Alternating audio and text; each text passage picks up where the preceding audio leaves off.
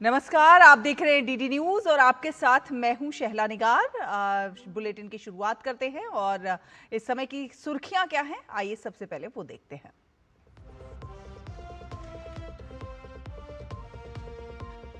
लोकसभा में विपक्ष के हंगामे के बीच कराधान एवं अन्य विधियां संशोधन विधेयक 2026 पारित। विनियोग संख्या 3 विधेयक 2026 को राज्यसभा ने चर्चा के बाद लोकसभा को लौटाया।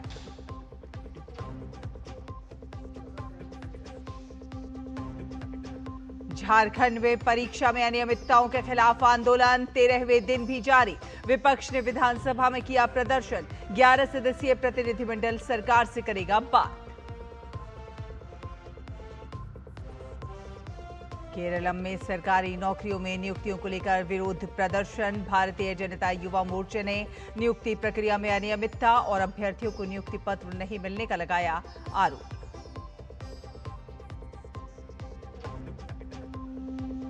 नीट पेपर लीक मामलों पर 19 अगस्त को सुप्रीम कोर्ट में होगी अगली सुनवाई।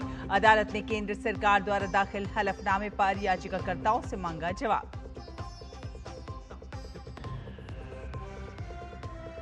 और ईरान की खाड़ी देशों को चेतावनी। अमेरिका ने हमला किया तो ऊर्जा ठिकानों को बनाएंगे निशाना। वहीं ओमान के साथ होर्मुज पर समझौता अंतिम चरण में।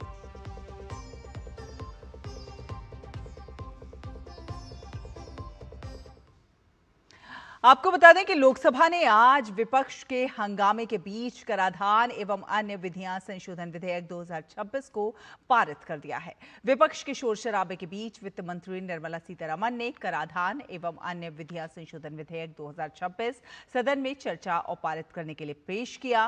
विधेयक का उद्देश्य भारत को वैश्विक निवेशकों के लिए अधिक आकर्षक बनाना, मेक इन इंडिया अभियान को बढ़ावा देना और डिजिटल भुगतान और टैक्स प्रणाली में स्पष्टता लाना है। साथ साथ उन विदेशी कंपनियों को मिलने वाली कर छूट को 2040-41 तक बढ़ाना भी है जो किसी भारतीय फैक्ट्री को मशीनरी और उपकरण उपलब्ध कराती है और वो फैक्ट्री अनुबंध विनिर्माण के तहत उनकी ओर से खास इलेक्ट्रॉनिक वस्तुएं बनाती है। विधेयक में उल्लेख की गई खास इलेक्ट्रॉनिक वस्तुओं में mobile phone, laptop, computer, tablet, server और उनके मुख्य पार्ट्स और एक्सेसरीज शामिल हैं। सरकार का उद्देश्य देश में डिजिटल भुगतान को बढ़ावा देना और इलेक्ट्रॉनिक लेन देन को अधिक प्रोत्साहित करना भी है। वहीं विपक्ष के लगातार हंगामे के कारण सदन में गतिरोध बना रहा। विपक्ष लगातार अयोध्या में राम मंदिर के चढ़ावे की चोरी और प्रदर्शनकारी छात्रों पर पुलिस की कार्रवाई के मुद्दे पर गृह मंत्री अमित शाह के बयान की मांग कर रहे थे। विपक्ष के हंगामे के कारण इस विधेयक पर चर्चा नहीं हो सकी।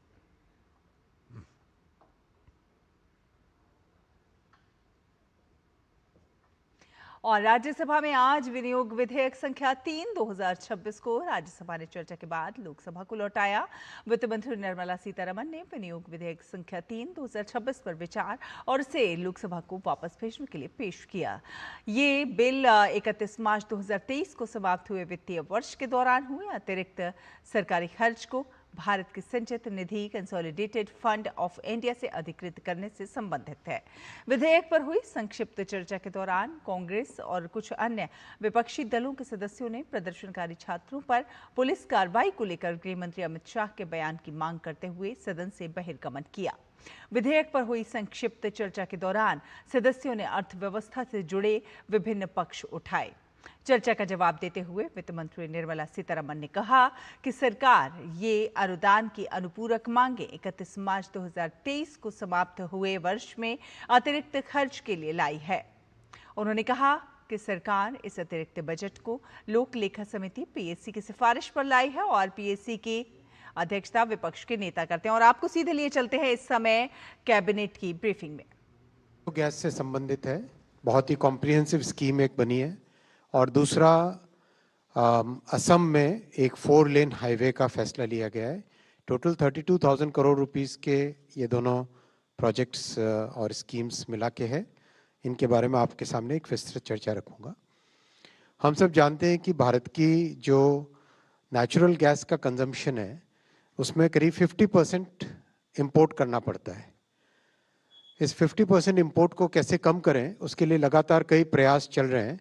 और हम सब जानते हैं कि किस तरह से जियोपॉलिटिकल डेवलपमेंट से भारत में एक वल्नरेबिलिटी आ जाती है। If there is a serious geopolitical conflict, then sometimes the import of LNG can be disrupted.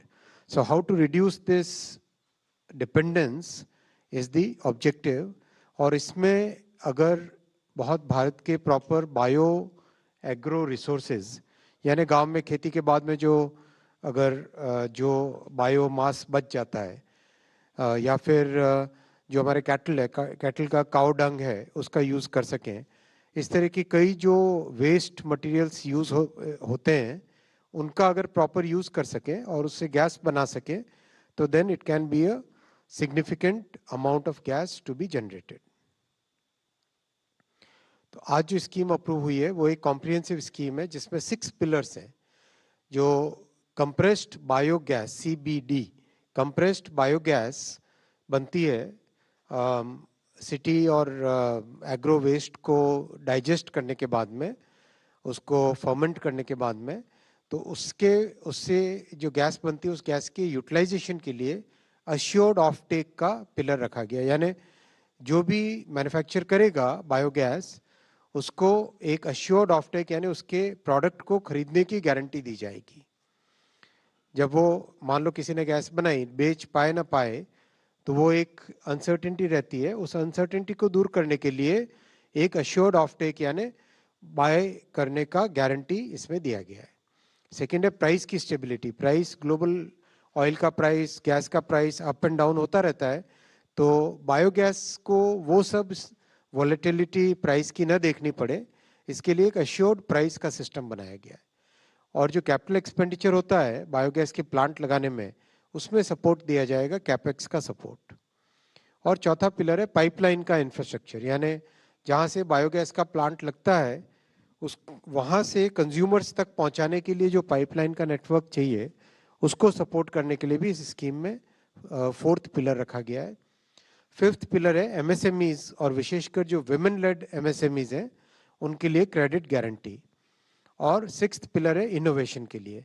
मान लो कोई नए मेथड से करना चाहे, कोई नया टेक्नोलॉजी लाना चाहे इसमें, तो उनको एक इनोवेशन का स्कोप चैलेंज फंड के थ्रू दिया जाएगा। इन 6 पिलर्स को लेके स्कीम बनी है। स्कीम गोवर्धन स्कीम है। इसमें बेसिकली जो हमारे अभी existing city gas pipeline distribution आ चुका है, प्लस पाइप नेचुरल गैस भी देश में कई जगह कई शहरों में आया है। इन सब का इस बायोगैस के प्रोडक्शन सेंटर्स के साथ कनेक्शन किया जाएगा। कैपिटल सपोर्ट जो मिलेगा वो करीब अप टू रुपीज 2 करोड़ पर TPD, tons per day production के प्लांट के लिए इसमें मिलेगा। पाइपलाइन इंफ्रा बताया आपको। क्रेडिट गारंटी जो लोन दिया जाएगा MSME को, उसका करीब 85% of the loan will be guaranteed as a part of this program. उससे काफ़ी सुविधा होगी विशेषकर MSMEs को इसमें इन्वेस्टमेंट करने के लिए। जो कंप्रेस्ड बायोगैस CBG, इसका प्रोडक्शन अगले एक डेकेड के अंदर 10 गुना बढ़ाने का टारगेट लिया गया है। करीब 5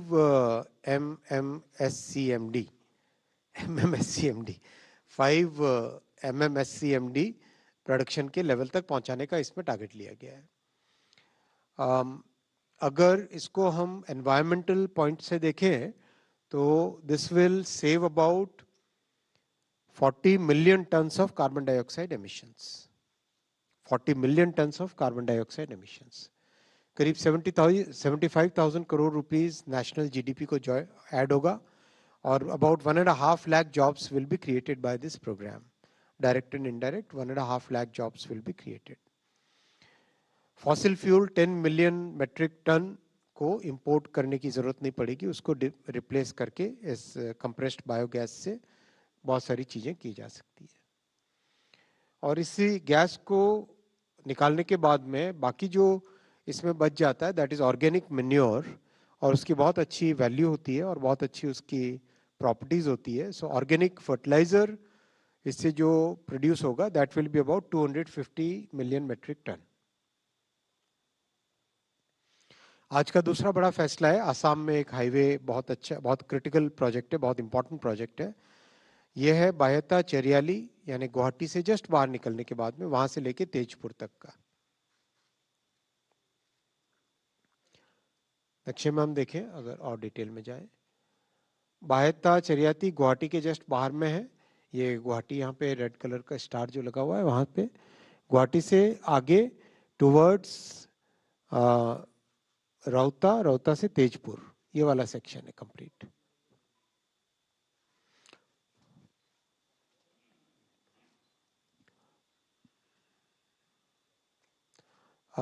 NH15 जो कि गुवाहाटी के नॉर्थ बैंक पे लोकेटेड है, आई मीन ब्रह्मपुत्रा के नॉर्थ बैंक पे लोकेटेड है, उसका ये प्रोजेक्ट है.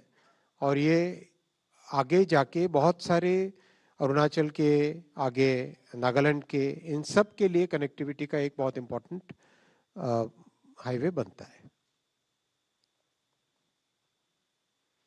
ये 4 लेन हाईवे 135 किलोमीटर्स का है और करीब 8,970 करोड़ रुपीस का इसमें इन्वेस्टमेंट आएगा. आप सब जानते हैं उस एरिया में काफ़ी ब्रिजेस बनाने पड़ते हैं, बहुत सारे रिवर्स, रिवुलेट्स, ट्रिब्यूटरीज बहुत सारी होती हैं, वाटर बॉडीज बहुत सारी है, और बहुत ही अच्छा एक तरीके से नए कंस्ट्रक्शन टेक्नोलॉजी से बनाया जाएगा. और automatic advance traffic management system वगैरह इस प्रोजेक्ट में लगाए जाएंगे. 15 मेजर ब्रिजेस हैं इस प्रोजेक्ट में, 15 मेजर ब्रिजेस. कॉम्प्लेक्स प्रोजेक्ट है और करीब 30 माइनर ब्रिजेस हैं और 19 फ्लाईओवर्स हैं और 5 जगह पे बाईपास रोड भी बनानी है.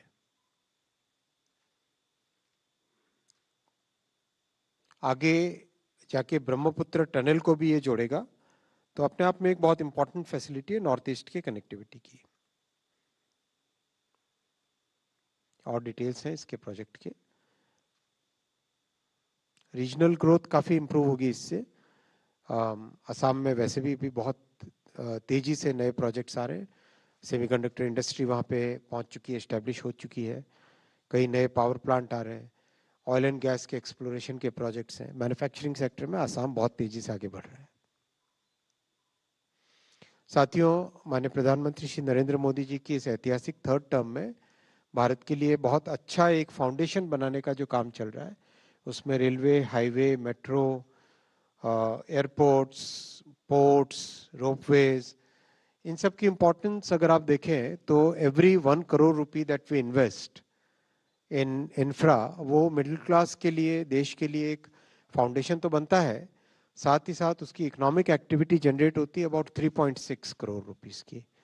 और 1 crore investment leads to 3 to 4 employment. So that is a big employment generator for our economy.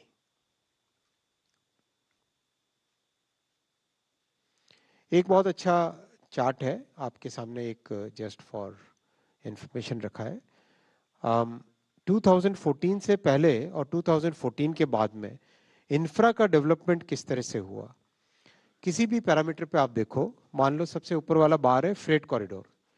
Dedicated freight corridor before 2014 zero था और आज 2843 किलोमीटर, यानी देश में जितने भी डेडिकेटेड फ्रेट कॉरिडोर्स बने वो सारे आफ्टर 2014 बने 100%. फिर आप स्टार्टअप्स देखो, जस्ट अबाउट 500 थे बिफोर 2014, अब देखो तो 2,30,000 है, यानी 99.8% ऑफ द स्टार्टअप्स 2014 के बाद में आए. सोलर कैपेसिटी मात्र 2.6 गीगावाट थी, आज सोलर कैपेसिटी 162 गीगावाट से ज़्यादा है. तो 98% देश की सोलर कैपेसिटी 2014 के बाद में आई है. डिफेंस के एक्सपोर्ट्स मात्र 700 करोड़ रुपीस के होते थे, आज 38,000 करोड़ रुपीस के एक्सपोर्ट्स होते हैं, यानी डिफेंस के एक्सपोर्ट्स में भी 98% डिफेंस के एक्सपोर्ट्स 2014 के बाद में आए. इनलैंड वाटरवेज में कार्गो मात्र जाता था 29 metric ton, million metric ton, आज जाता है 218 मिलियन मेट्रिक टन. 10 गुने से करीब 8 गुने ग्रोथ हुई है. ये भी यानी ओवरऑल किसी भी पैरामीटर पे देखो, एक्सप्रेसवे नेटवर्क मात्र 1000 किलोमीटर था, आज 6700 किलोमीटर है। वाटरवेज 5 थे, आज 32 है। पीएनजी कनेक्शंस 25 लाख थे, आज 1.6 करोड़ है। टैप वाटर एक्सेस 25 लाख था, that is now tap water access 17% of the homes में था, वो आज 80% ऑफ द होम्स में। रिन्यूएबल कैपेसिटी 54 गीगावाट से 250 गीगावाट बढ़ी। मेट्रो रेल मात्र 250 किलोमीटर था, उसकी जगह 1000 किलोमीटर्स, यानी 75% of the metro rail has been built after 2014। मतलब एक इतना बड़ा चेंज 2014 के बाद में मोदी जी ने जिस तरह से देश को नई दिशा दी है। पोर्ट्स की कैपेसिटी मात्र 800 एमटीपीए थी, मिलियन टन्स पर एनम थी, अब 2600, यानी 71% ऑफ द कैपेसिटी 2014 के बाद में क्रिएट हुई। रेलवे का इलेक्ट्रिफिकेशन 21,800 किलोमीटर था, अब 70,000 के आसपास हुआ। That means 69% of the railway electrification has been done after 2014। AIIMS MBBS की सीट्स रेलेवेंट नंबर है, आज 51,000 थी, आज 1,39,000 है।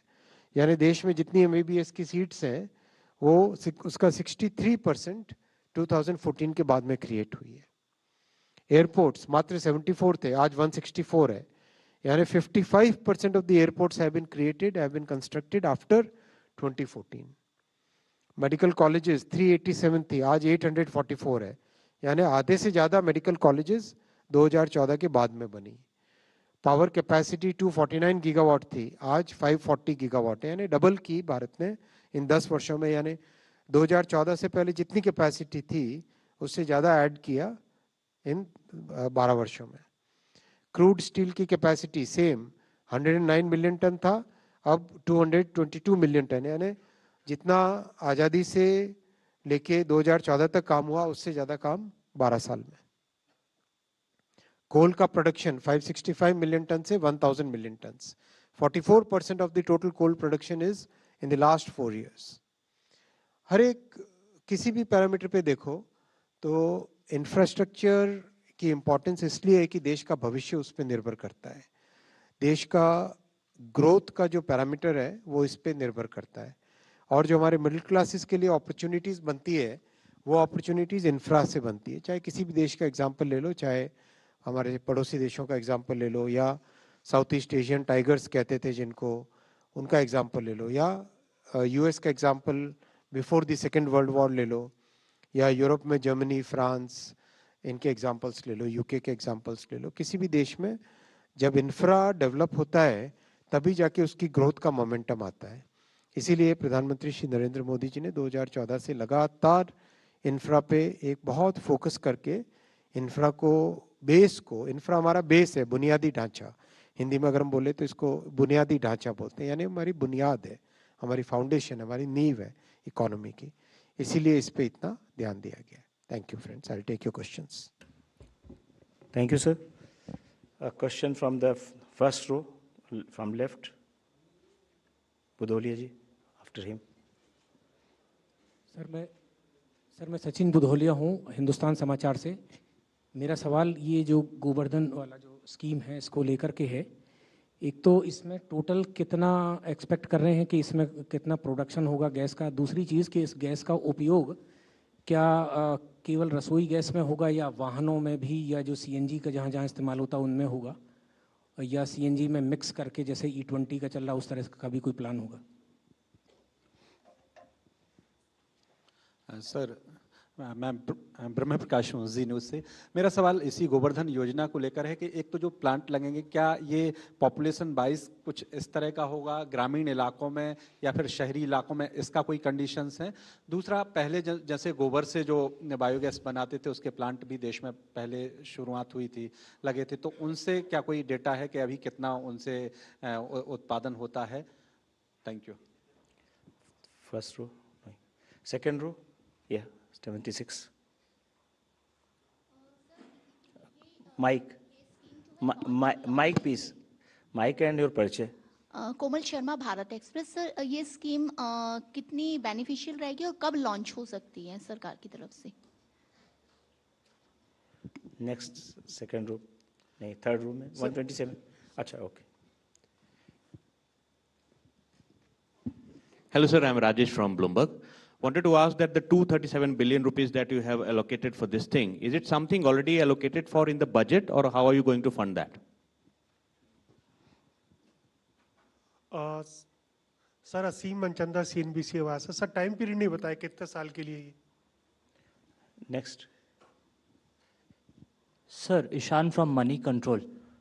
Sir, what is the, does this change the targets that you had set earlier about 5,000 plants were to be constructed by 2030 and 5% blending? So because of this investment, does this change the targets, and how much progress has been done on that part, sir? Fourth row, 11.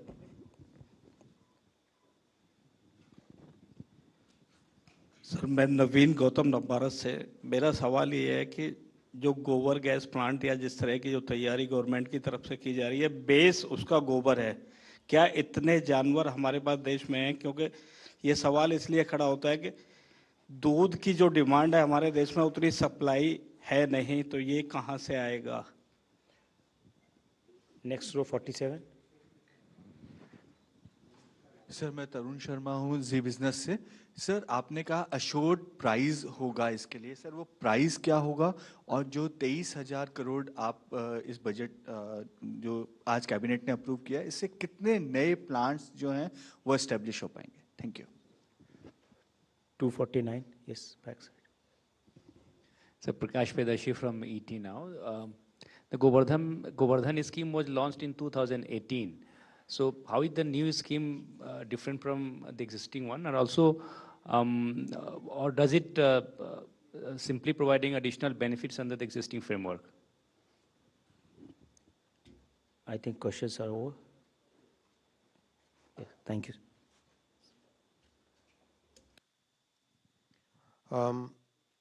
जो compressed biogas का complete ecosystem है, ये 4 ministries में distributed था, 4 अलग अलग ministries में distributed था. इससे कॉम्प्रिहेंसिव ग्रोथ बनाने के लिए ये ज़रूरी रिफॉर्म था कि हम इसे एक कॉन्सेंट्रेटेड एक मिनिस्ट्री में फोकस करें, जिससे कि फोकस्ड वे में आगे जाया जा सके. दैट्स वाई पूरी स्कीम को ministry of petroleum and natural gas में लाया गया है. इसका बेस केवल काउडंग नहीं है, इसके बेस में बहुत सारे जो बायो एग्रो सिटी, जितना भी बायो वेस्ट है, जितना भी बायो बाय प्रोडक्ट है, लेट्स से खेती किसानी के बाद में जो बच जाता है वो भी इसका इनपुट होता है. शहरों के अंदर जो बायो वेस्ट आता है वो भी इसका इनपुट होता है. तो कई तरह की जो बायो वेस्ट हैं, उन सब वेस्ट को इसमें उपयोग किया जा सकता है. तो केवल और केवल एनिमल काउडंग को छोड़ के बाकी कई सारी चीज़ें इसमें ऐड की जा सकती है. स्कीम जो पहले चली थी उसका अच्छा रिजल्ट भी आया था. 216 प्लांट्स उसमें ऑलरेडी फंक्शनिंग है, जिसमें अभी प्रोडक्शन है गैसेस का 0.4 mm SCMD. अपने आप में काफ़ी सिग्निफिकेंट है ये, लेकिन इसका 10 गुना करने का, बल्कि 12 गुना करने का टारगेट अभी लिया गया है. यानी 5 mm SCMD टारगेट लेने का इसमें रखा गया है. प्लांट का लोकेशन बेसिकली डिसाइड होगा जहाँ पे फीड स्टॉक अवेलेबल होगा. जहाँ पे एक सब्सटेंशियल मात्रा में फीड स्टॉक अवेलेबल होगा, वहाँ पे प्लांट का लोकेशन रहेगा. फिर जैसा आपको बताया, किसके लिए गैस पाइपलाइन का स्ट्रक्चर, सिटी गैस पाइपलाइन का जो नेटवर्क है उसके साथ इंटीग्रेशन, और कोई इंडस्ट्री को अगर रिक्वायरमेंट है तो वहाँ पे इंडस्ट्री का रिक्वायरमेंट भी इससे मीट हो सकता है. यानी इसका गैस इज गैस, गैस के जिस भी तरह के यूजेस हैं उन सब यूजेस में इसका उपयोग किया जाएगा. प्राइस का फॉर्मूला एक तरीके से एक स्टेबल प्राइस रखने का किया जाएगा. इसमें अभी जो प्राइस का फॉर्मूला बना है उसके हिसाब से 2110 rupees per MMBTU, 2110 rupees per MMBTU calorific value के बेसिस पे इसको किया गया. MMBTU is the calorific value का एक पैरामीटर है. ये रखा गया है, विच इज अगर किलोग्राम्स में देखो तो about 105 rupees per kilogram of CBG, इस तरह से रखा गया है। एमएमबीटीयू में कर देने से उसमें कैलोरीफिक वैल्यू अगर कम है तो प्राइस कम आएगा, अच्छी क्वालिटी की गैस है तो उसमें ज़्यादा प्राइस मिलेगा। तो मोर देन 10 टाइम्स ग्रोथ का टारगेट रखा गया। स्कीम तुरंत लॉन्च है और इसमें कोई डिले करने का स्कोप नहीं है। ग्रामीण शहरी मैंने कवर कर दिया, अभी तक का अचीवमेंट बता दिया, कब लॉन्च होगी ये बता दिया। एलोकेशन में बेसिकली जब भी कोई स्कीम अप्रूव होती है तो स्कीम का अप्रूवल तो थ्रू आउट द ईयर होता है। जैसा आपने देखा कई तरह की स्कीम्स आई हैं, उनका बजटरी एलोकेशन एक तो बजट के टाइम में होता है, एक आरई के टाइम में होता है, एक नेक्स्ट ईयर के वापस बजट के टाइम में होता है। तो कई स्कीम्स के लिए एक बार एक टोकन अमाउंट रखा जाता है और स्कीम के कैबिनेट में अप्रूवल के बाद में फिर उसको आगे खर्चे का अप्रूवल मिलता है। That's the way accounting system works in India, है ना। राजेश, आपका था ये क्वेश्चन? ठीक है, I have taken all the questions. Time period कितने साल की है? 10 इयर्स की स्कीम है, 10 इयर्स की स्कीम। Thank you sir. तो कैबिनेट के फैसलों की जानकारी दे रहे थे केंद्रीय मंत्री, आपने देखा, और जिसमें गोवर्धन योजना को भी जो है मंजूरी दी गई है। कई बड़े और अहम फैसले और जिनकी जानकारी देते हुए केंद्रीय मंत्री अश्विनी वैष्णव। इसी के साथ इस बुलेटिन में फिलहाल इतना ही। डीडी न्यूज़ पर खबरों का सिलसिला लगातार जारी है, आप देखते रहिए डीडी न्यूज़। नमस्कार।